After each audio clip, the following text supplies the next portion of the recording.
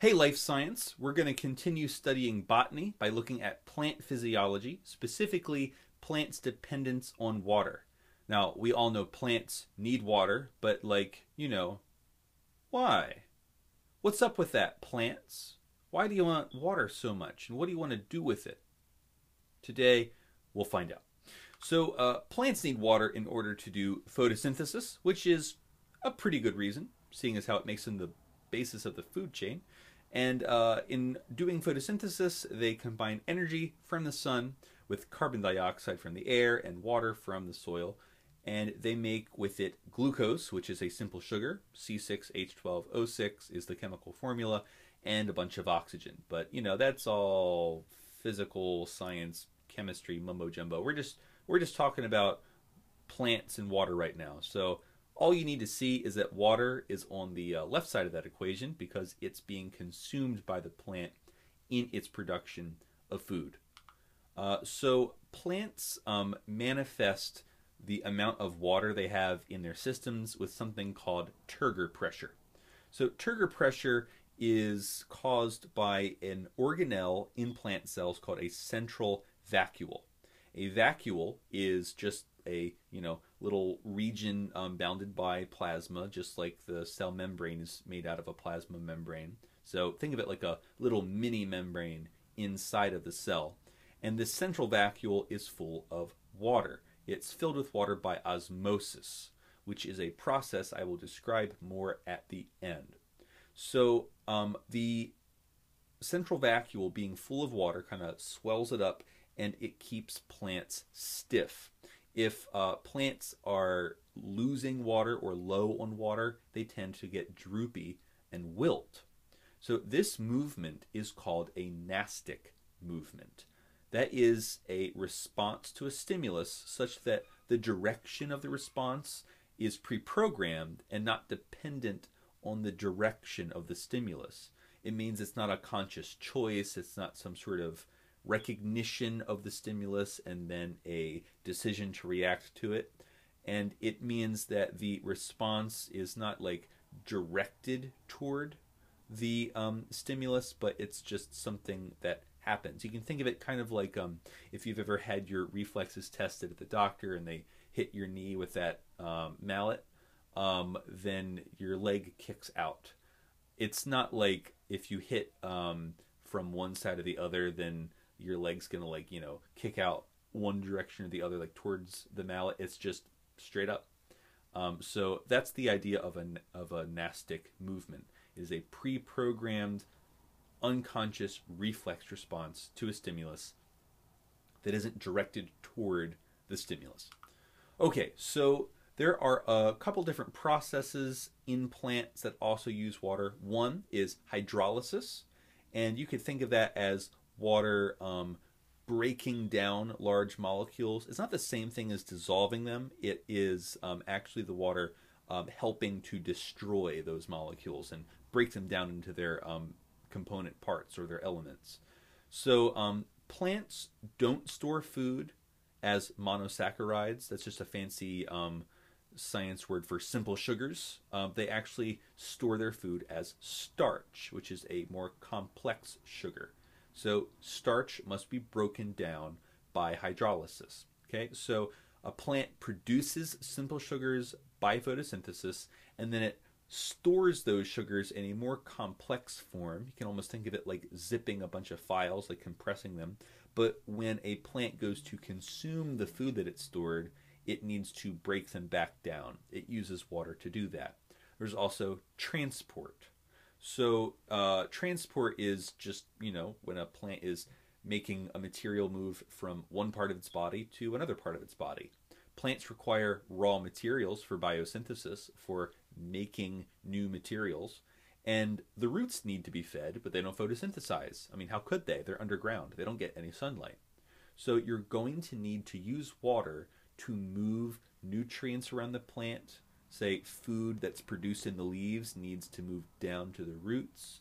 It's going to need to move material that the roots absorb up to the leaves so that they can use it to make things. So water is necessary for breaking down complex chemicals, and it's also needed to move chemicals around the body of a plant. Very important uses for water. So roots, of course, are a important part of the collection of water by plants. They absorb it. Plants can absorb a small amount of water vapor through their open stomata, but really most of the water that a plant absorbs is through its roots. So speaking of roots in soil, the properties of the soil affect roots' ability to absorb water. So there are organic materials in soil, like mold, bacteria, protozoa, all the stuff that we just studied before plants. That's all part of the soil environment, as well as some small invertebrates like worms. And there's also all the dead stuff that all those things are consuming.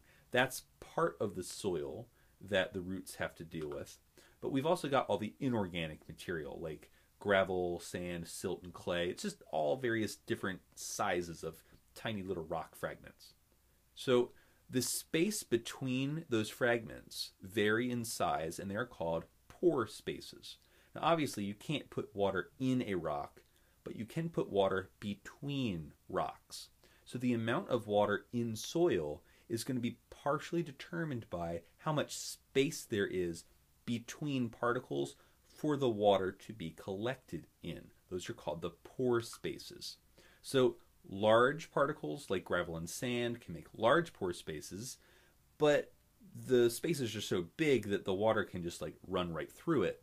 And also there would be some exposure to the air in the roots. Not really very helpful if you're trying to absorb water. Now small particles like silt and clay, clay particles are even microscopic, they make very small pore spaces. But the problem there is that water is absorbed slowly because the water can barely move through those tiny spaces, but at least it holds it for very long, which is one reason why if you get gravel wet, it'll dry pretty quickly, but if you get clay wet, it'll stay wet for a long time, like modeling clay. So the roots will basically have no exposure to air. So those are two extremes. Guess what? The best case is somewhere in the middle.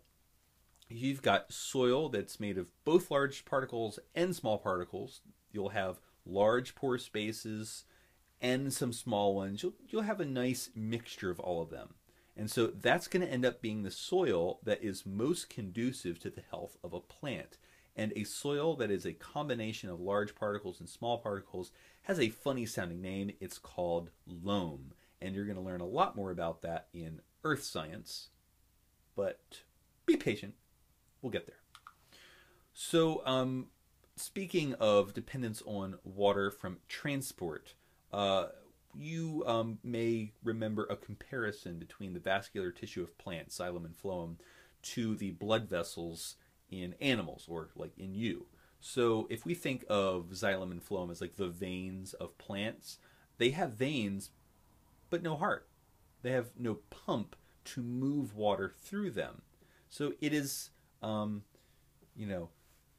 tell anyone, but it's actually kind of still not completely understood how plants do this. We have a pretty good idea, but we haven't worked out all the kinks of it yet.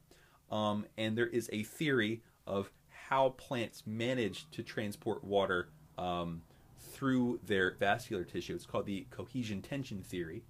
And the specifics of it are very complicated. It's all like physics stuff. I'm going to link a video for you to watch if you want an explanation of it. But all you need to know is that plants have xylem and phloem, kind of like you have veins, but they have no heart.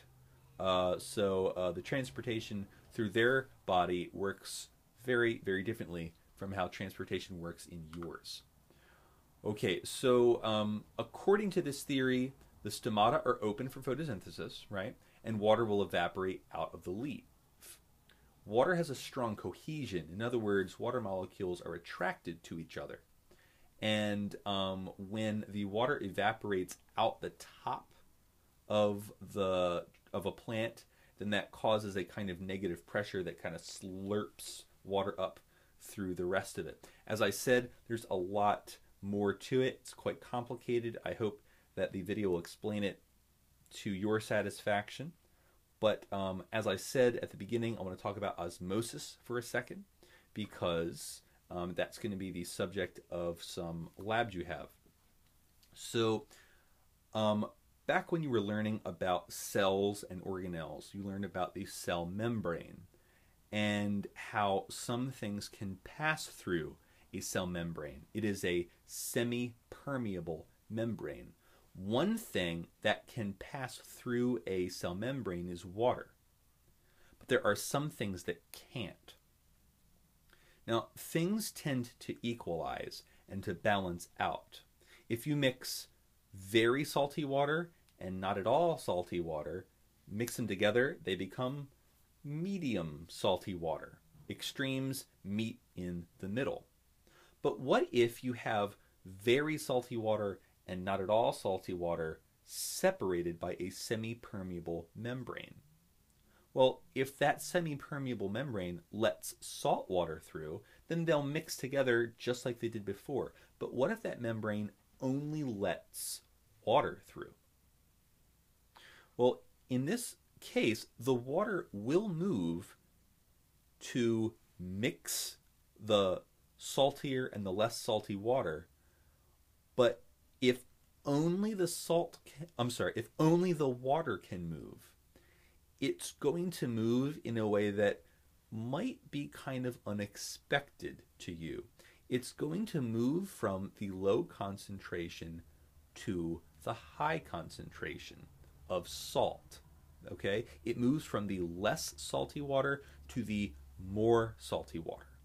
So I've got a couple labs planned for you. One actually involves like water and salt and food, and the other one is just a physical demonstration of the principle. I hope you find those enjoyable, and look for the descriptions of those in other videos. Should be in that weekly email posted somewhere on the LMS.